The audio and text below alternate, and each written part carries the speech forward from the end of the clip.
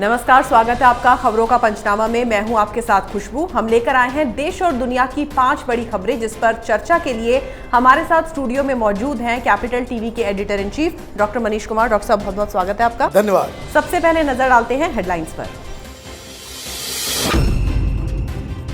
वसूली गैंग का काजी 23 अप्रैल तक रहेगा जेल में। एनआईए पूछताछ में नया खुलासा। वाजे करता था गुनाह, काजी मिटाता था सबूत। कोरोना संकट में सक्रिय वसूली गैंग। महाराष्ट्र पुलिस कर रही प्रवासी मजदूरों से वसूली। यूपी में रेमडेसिविर की कालाबाजारी करते 3 लोग गिरफ्तार। चुनाव आयोग से ममता दीदी को झटका। एक साथ चुनाव करवाने की मांग को ठुकराया। लोगों को उकसाने के लिए कूच बिहार थाने में हुई एफआईआर। हरियाणा के पूर्व सीएम भूपेंद्र सिंह हुड्डा को सीबीआई कोर्ट से झटका। एजीएल प्लॉट आवंटन मामले में आरोप तय, अब होगा ट्रायल। और कुलभूषण मामले पर पाकिस्तान को इस्लामाबाद हाईकोर्ट से फटकार। भारत को स्थिति स्पष्ट करने के दिए निर्देश।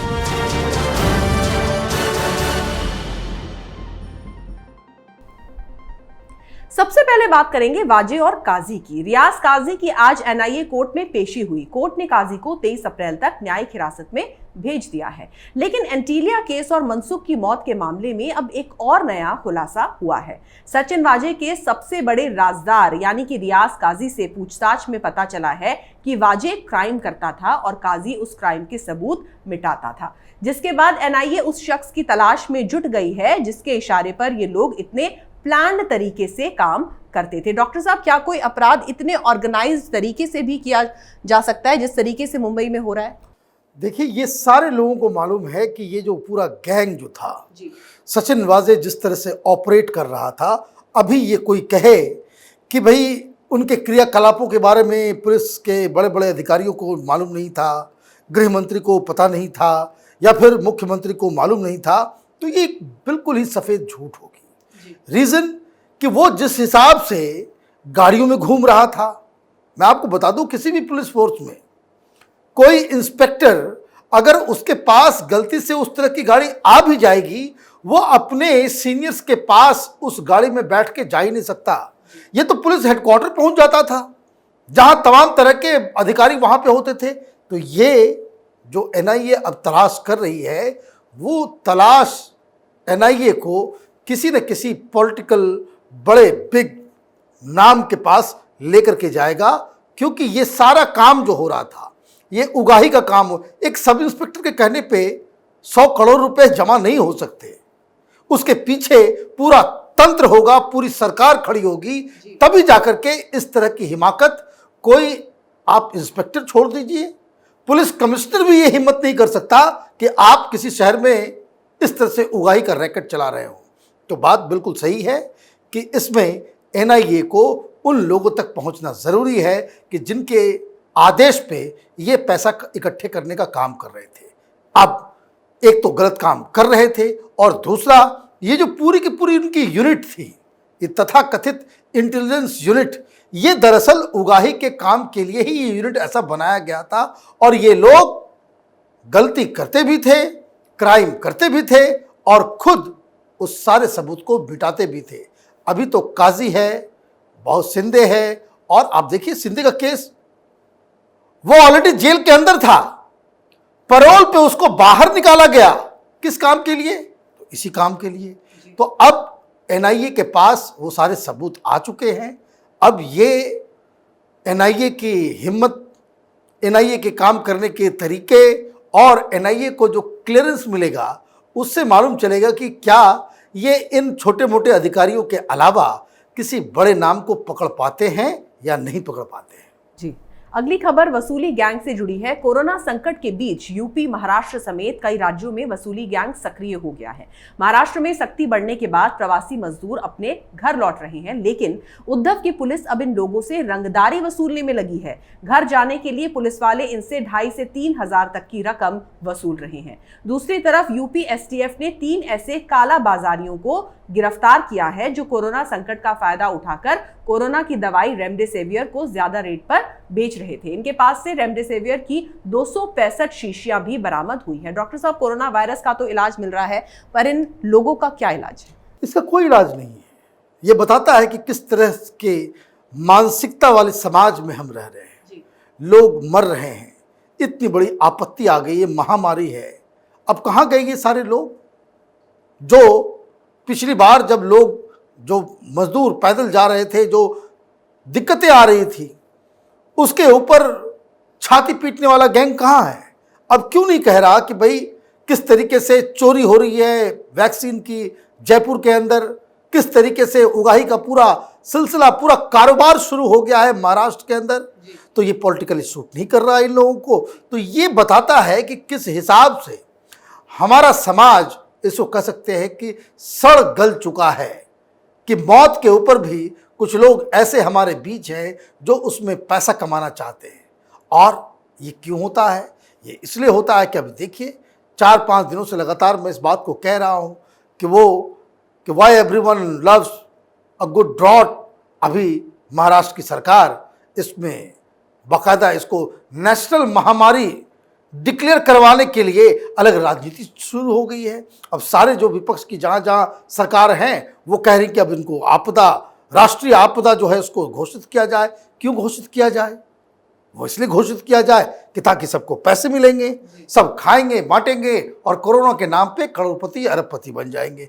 तो ये मानसिकता है हिंदुस्तान की राजनीति का, ये मानसिकता है देश चलाने वाले लोगों की। और इसमें सिर्फ विपक्षी नहीं, सारी पार्टियां, सारी सरकारें, सब लोग और अधिकारी वर्ग इसमें शामिल होता है। ये एक शर्मनाक स्थिति है। इसलिए मैं कोरोना के केस में जब भी हम इस तरह की खबरों को हम लोग डील करते हैं तो मैं हमेशा इस बात को कहता हूं, जान आपकी है, आपके हाथ में। इनके ऊपर भरोसा करेंगे नुकसान हो जाएगा।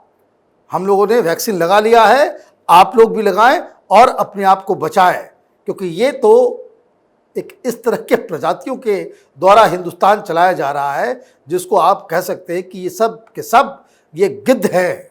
जी, अब बात बंगाल के सियासी संग्राम की। चुनाव आयोग से ममता दीदी को एक बार फिर से जोरदार झटका लगा है।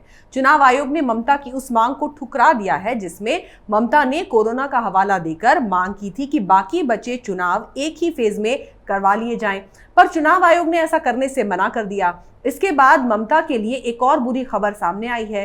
केंद्रीय बलों के घेराव वाले बयान पर ममता के खिलाफ बीजेपी नेता ने कूच बिहार के एक थाने में एफआईआर दर्ज करवाई है। ममता पर आरोप है कि उन्होंने सुरक्षा बलों के घेराव के लिए ग्रामीणों को अपनी चुनावी रैली के दौरान उकसाया था। डॉक्टर साहब, ममता और कितने ड्रामे करेंगी? देखिए, ममता बनर्जी छटपटा रही है। ये बार बार अभी तक अरे भाई डिक्लेयर हो गया कि भाई 8 फेजेस में चुनाव होंगे। अब ये तब से छटपट कर रही है कि नहीं एक साथ होना चाहिए। ये तो इन्होंने मुद्दा बना दिया है। अब तो जो पिछले 2 दिन से वो भाषण दे रही है उसमें ये कह रही कि 8 फेजेस करा करके बंगाल का अपमान किया गया है। अरे भाई, अपमान नहीं हुआ है।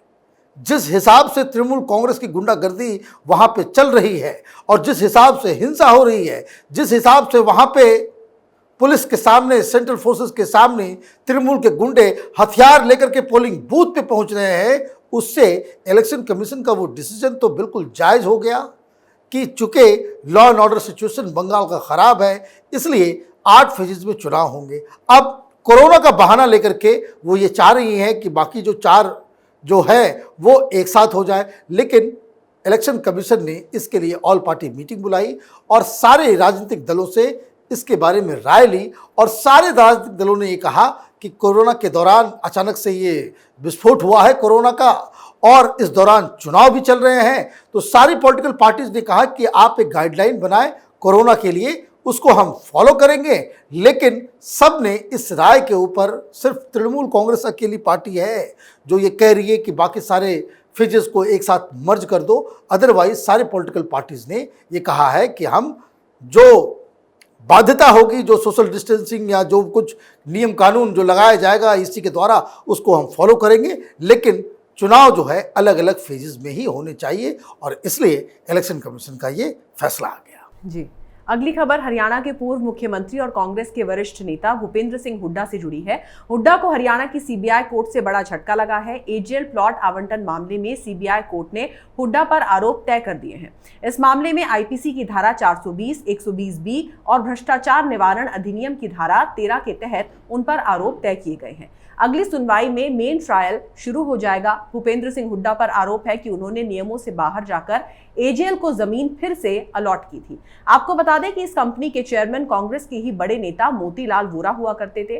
डॉक्टर साहब, हरियाणा में कांग्रेस ने जमीन का खूब खेल किया है। वोरा से वाड्रा तक। देखिए, एजीएल का तो बहुत ही लंबा केस बहुत दिनों से चला आ रहा था और मैं आपको बता दूं कि ये मोतीलाल वोरा तो सिर्फ नाम के हैं। बेसिकली ये गांधी परिवार का पूरा मसला है कि किस तरीके से अलग अलग राज्यों में अलग अलग जगहों पे ये जमीन घोटाला कर रहे थे।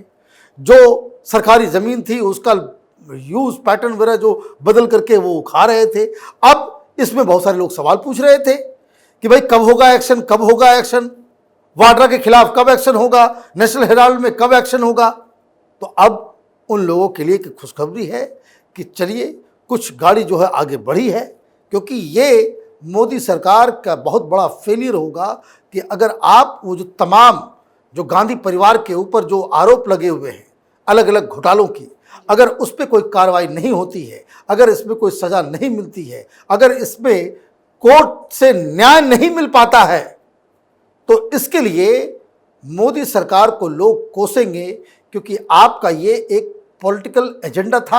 आपने इलेक्शन के दौरान ये वादे किए थे कि सारे घोटालेबाज जेल के सलाखों के पीछे जाएंगे, लेकिन अभी तक ये मसला बहुत ही ढुलमुल रवैये से चल रहा था। बीजेपी से पूछा जाता था तो बीजेपी कहती थी कि नहीं, कानून की प्रक्रिया अपने हिसाब से चलेगी, लेकिन अब कुछ बदलाव हुआ है, कुछ एक्शन नज़र आ रहा है। तो उम्मीद यही करनी चाहिए कि जिन लोगों ने ज़मीन को लूटा है वो सज़ा पाएं। आखिरी खबर पाकिस्तान से। कुलभूषण जाधव के मामले में दुनिया में अपनी फजीहत करा रहे इमरान खान को अब उनके ही मुल्क के हाईकोर्ट ने फटकार लगाई है। इस्लामाबाद हाईकोर्ट ने कहा है कि कुलभूषण जाधव के मामले में पाकिस्तान जल्द अपनी स्थिति भारत को स्पष्ट करे, जिससे इमरान खान बुरी तरह बौखला उठे। बता दें कि भारतीय नौसेना के अधिकारी कुलभूषण जाधव को पाकिस्तान ने अगवा कर झूठे जासूसी आरोप में फंसा दिया और जेल में डालकर उन्हें फांसी की सजा सुनाई, जिसके खिलाफ भारत ने आईसीजे में अपील की और कुलभूषण को इंसाफ की मांग की। आईसीजे ने पाकिस्तान के फैसले पर रोक लगाते हुए फैसले पर दोबारा विचार करने को कहा, लेकिन बेनकाब होने के बाद भी पाकिस्तान अपनी करतूतों से बाज नहीं आया, जिसकी वजह से अब उसे अपने ही मुल्क के हाईकोर्ट से फटकार खानी पड़ी। डॉक्टर साहब, अब इसे क्या कहें, बेशर्मी, बेहयाई या फिर कुछ और? देखिए, इमरान खान की फजीयत जो हो रही है वो इसलिए हो रही है कि एक तो नियम कानून है और दूसरा वहाँ का पब्लिक ओपिनियन है। ये कुलभूषण जाधव का जो मसला है वो दरअसल पॉलिटिकल मसला वहाँ बन गया है। पॉलिटिकल मसला इसलिए बन गया है कि एक तो कानून के हिसाब से वहाँ की सरकार कुछ कर नहीं पा रही, इसलिए हाईकोर्ट जो है बार बार उसे सरकार को कह रही है कि भाई आप अपना पोजीशन ठीक करो, और वो फैसला अगर सरकार कुछ लेती है तो वो आईसीजे और वहाँ के कानून के मुताबिक लेगी, उसमें कुलभूषण जाधव छूट जाएगा। और पाकिस्तान की सरकार ये रिस्क नहीं ले सकती है, क्योंकि पूरे पाकिस्तान में जब कुलभूषण जाधव पकड़ा गया था तो ये आर्मी वाले, वहाँ की मीडिया, सारे लोगों ने कहा था कि बहुत बड़ा जासूस हमने पकड़ लिया है। वो बिजनेस कर रहा था, वो कोई नेवी का सर्विंग ऑफिसर नहीं था, वो ईरान बिजनेस के लिए गया था और किसी तरह से उसे इंट्रैप करके उन लोगों ने पकड़ लिया और पकड़ने के बाद ये कह दिया कि ये जासूसी करने आया था, बलूचिस्तान के अंदर बम विस्फोट करवा रहा था। उसे आपने एक विलन बना करके पेश कर दिया और अब कानून के हिसाब से उनको छोड़ना पड़ जाएगा। इमरान सरकार छोड़ सकती नहीं, क्यों? अगर जैसे ही छोड़ेगी तो लोग कहेंगे कि भाई इंडिया के सामने ये सरकार झुक गई। कानून का अपना अलग सिस्टम है, राजनीति का अपना अलग सिस्टम है, और पाकिस्तान की राजनीति इतनी घृणित हो चुकी है कि वो कानून के हिसाब से चल ही नहीं सकती। अभी देखिए वहाँ गृह युद्ध की स्थिति है। वो क्यों स्थिति है? क्योंकि ये वहाँ की जनता, वहाँ कट्टरपंथ इतना ज़्यादा बढ़ गया है कि लोग ये डिमांड कर रहे हैं कि फ्रांस के एम्बेसी बंद कर दो, फ्रांस के एम्बेसडर को भेज दो। तो ये चीज़ तो पॉसिबल है नहीं, सरकार ये काम कर सकती नहीं है। तो एक तरफ कुआं और दूसरी तरफ खाई, और इसी बीच में फंसे हैं हमारे इमरान भाई। जी डॉक्टर साहब, बहुत बहुत शुक्रिया तमाम जानकारी के लिए। धन्यवाद। तो खबरों का पंचनामा में आज के लिए बस इतना ही। अगर आपको हमारा वीडियो पसंद आया तो इसे लाइक करें, शेयर करें और कैपिटल टीवी को सब्सक्राइब करें। नमस्कार।